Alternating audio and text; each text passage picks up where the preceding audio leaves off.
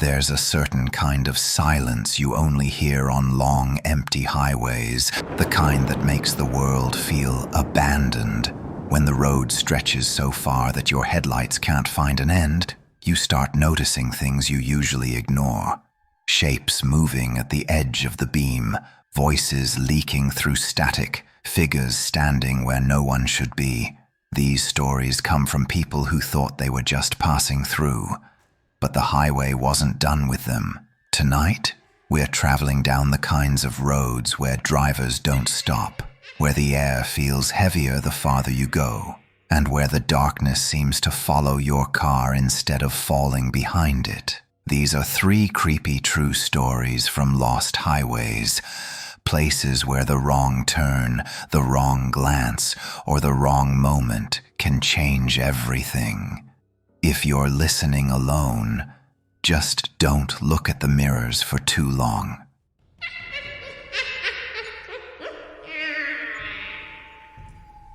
There's a highway an hour from where I live that I will never drive again. When I was younger, I used to take it all the time. Late at night, windows cracked open, music low, the world quiet enough that you could hear your own thoughts. But now, even hearing someone mention that road makes my stomach go tight.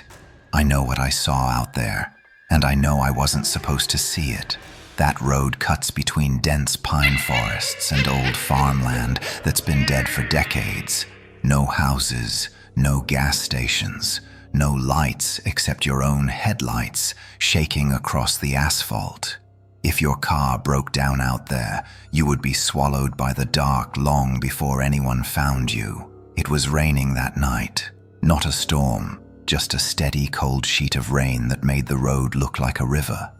I kept both hands on the wheel, driving slower than usual. My wipers worked hard, but it felt like the rain was trying to hide something.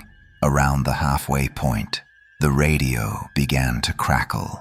Not normal static. This was uneven, like someone breathing too close to a microphone. I tried switching stations, but every one of them played that same broken sound. I reached to turn it off entirely, and that's when I saw her. A woman stood on the shoulder of the road near mile marker 46. She faced the oncoming traffic, motionless, soaked, her hair stuck to her face. Her dress had once been white, but the rain and dirt had stained it the color of old bones.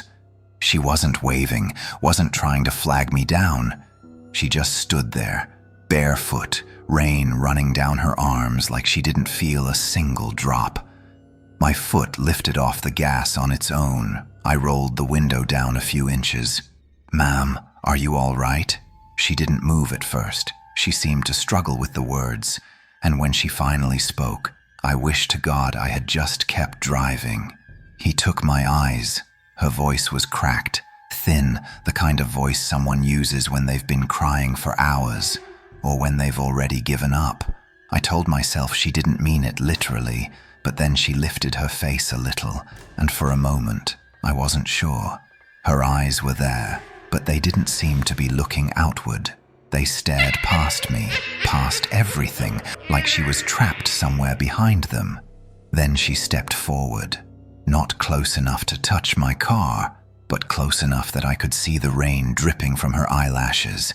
"Please," she whispered, "don't leave me here." Something in her voice broke me.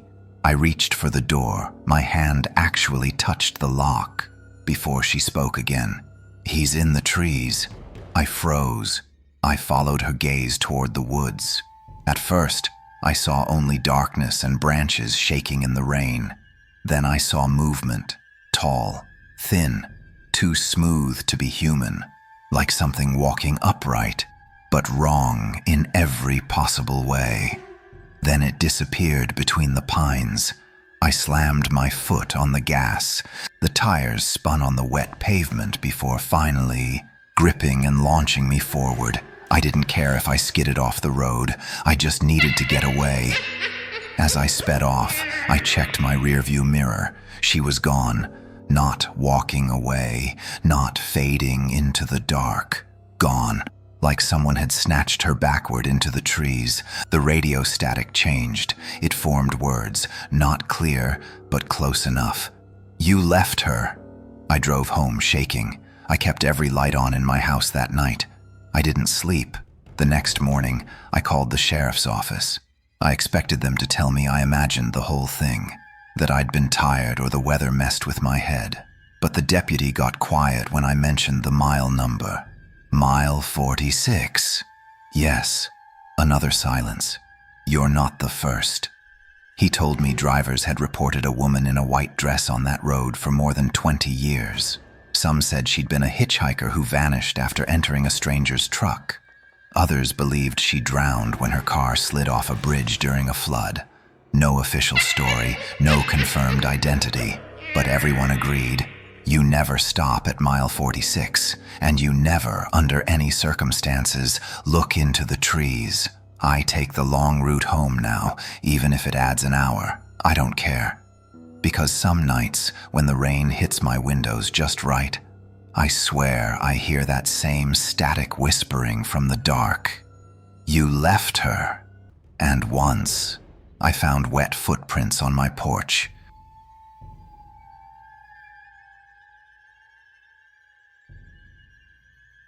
There's another story about that same highway, different mile, different nightmare. This happened to a trucker I used to know. His name was Lewis. He wasn't the kind of man who scared easily. 30 years on the road will harden a person, especially when most of that time is spent driving lonely highways with nothing but the hum of the engine and a thermos of bitter coffee to keep you awake. He told me this story only once, and I could tell he hated remembering it. His voice kept breaking, and his fingers, rough and scarred, trembled around his cigarette. He said it happened near mile 112, late in October, on a night cold enough that the breath on the windshield froze at the edges. Lewis had been hauling a load of lumber and was trying to make it to a rest stop, but he misjudged the distance and ended up pushing farther into the night. The moon barely showed through the heavy clouds, and the road looked like a long black tunnel. The only sound was the rhythmic thumping of wipers and the steady growl of the engine. Around 2:30 a.m., Lewis saw headlights in his mirror. A car was coming fast, too fast for that time of night. He figured some teenager was joyriding on back roads, but the car didn't pass. It stayed close behind him, trailing him, matching his speed perfectly. Lewis muttered to himself, "All right, go around, you idiot." But the car didn't. It just followed, headlights burning into his mirror, bright enough to sting his eyes. He changed lanes. The car followed. He slowed down. The car slowed too. Lewis started to get angry until he noticed something strange. No rain. No wind, no noise from the tires behind him. He looked again. The headlights were there, but the road behind them was dry, untouched. No water spraying up, no sound of rubber against asphalt. Just that silent glow. Lewis felt the first thread of fear pull tight in his chest. Something ain't right. He grabbed his CB radio to see if any other truckers were nearby. Anyone got an eye on mile 112? I got some fool tailgating me. The radio crackled. Then a voice replied, slow and uneasy. Is it a black sedan? Lewis froze. Yeah. Another pause. Does it sound like it's missing tires? Lewis swallowed hard. What do you mean, missing tires? The radio stayed silent for a long moment. Then the voice returned. Don't look at it. Just keep driving. Whatever you do, don't look at it. Lewis glanced at the mirror anyway. For a split second, the headlights flickered, and the car seemed to lift. Just an inch, maybe two, off the road, floating. It didn't swerve. It didn't shake. It simply glided forward, inching closer to his bumper. Lewis slammed his foot down, and the truck roared, but the car stayed close. Too close. If it had a driver, that driver should have panicked, should have backed away. but it stayed glued behind him like it was being pulled by a chain. Then, little by little, the car began to move to the left side of the road, sliding up next to his window without a single sound. Lewis hesitated, his heart hammering, and he looked. There was no one inside, no driver, no movement, just an empty car floating forward, its interior dark except for a faint red glow pulsing where the dashboard should have been, like a heartbeat inside a dead thing. Lewis yelled and jerked the wheel, but the car kept pace, matching him perfectly. The radio crackled again, and the same voice returned. "Don't let it get in front of you." Lewis didn't know what that meant, but he didn't want to find out. He floored it, engine screaming, forcing the truck faster despite the risk.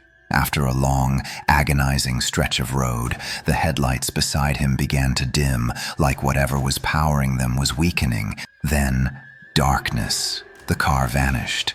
Not slowed down, not turned away. Vanished, like it dissolved into the night. Lewis didn't stop driving until sunrise. When he finally pulled into a truck stop, he walked around his rig, checking for damage. He found something he couldn't explain. Burned marks on the left side of his trailer, 5 long streaks, like claw marks, melted deep into the metal. He quit long-haul trucking 6 months later, said he could handle drunks, storms, even wild animals crossing the highway, but he'd never again risk sharing the road with something that didn't need a driver.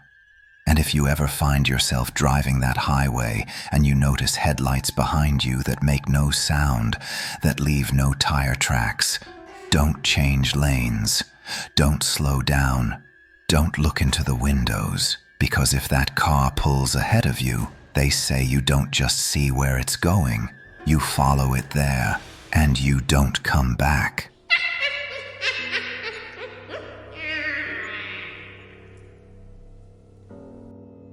Most people don't notice the old payphone when they drive past exit 19. It stands alone at the edge of a gravel turnout, right before the forest rises like a wall. No lights, no cars parked nearby, just a cracked phone booth facing the road, as though someone might still need to make a call in the middle of nowhere. My cousin Owen swore he used it once, said it was the worst mistake he ever made. This happened during a winter storm, one of those nights when the wind shakes the signs and the road disappears under drifting snow. Owen had been driving home after visiting a friend and didn't know the highway would shut down past a certain point. By the time he realized it, he had already missed the last open exit. His gas light blinked on. He kept driving, hoping to make it to a station before the tank ran dry. But the storm grew heavier, and the snow came down in thick curtains, swallowing everything. Owen rolled down his window, trying to see the shoulder. That's when he saw it. The booth. A single square of cracked glass, a rusted metal frame, and a phone hanging inside. A dull red bulb glowed over it, flickering in and out like it was struggling to stay alive. Owen pulled over. His phone had died hours earlier. He figured this might be his only shot at help. He stepped into the wind and made his way to the booth. Snow crunched beneath his boots, and the trees groaned like something moved inside them. As he grabbed the booth door, a strange warmth rolled over him, like he had stepped into a pocket of air untouched by winter. The payphone's cord was frayed, its buttons worn smooth. But when Owen lifted the receiver, he heard a dial tone, humming and steady. He didn't know any emergency numbers besides 911, so he dialed it. The line clicked. A woman answered, voice low like she was speaking from a dark room. "Who is this?" Owen hesitated. My name's Owen. I'm stuck near exit 19. My truck's out of gas and I need..." She interrupted him. "You shouldn't be there." Owen frowned. "I know, but I just need a tow. Can you send someone?" Silence. Then the sound of breathing, not hers, multiple breaths, uneven, too close, like several people were trying to share the same phone. Finally, the woman spoke again, barely above a whisper. "Did you see them?" "See who?" he asked. Another click. Another voice joined the line, deeper, shaking like it hurt to speak. "They're already behind you." Owen spun, slamming into the booth wall. Snow and darkness stretched out behind him. No movement, no footprints except his. He turned back to the phone. "Who is this? Is this some kind of joke?" More voices, layered like a broken choir, spoke at once. "Don't let them in. He's listening. Stay inside the glass." Owen dropped the receiver, but it didn't fall. It hung there, suspended. The cord stretched tight but unmoving, like invisible hands held it in place.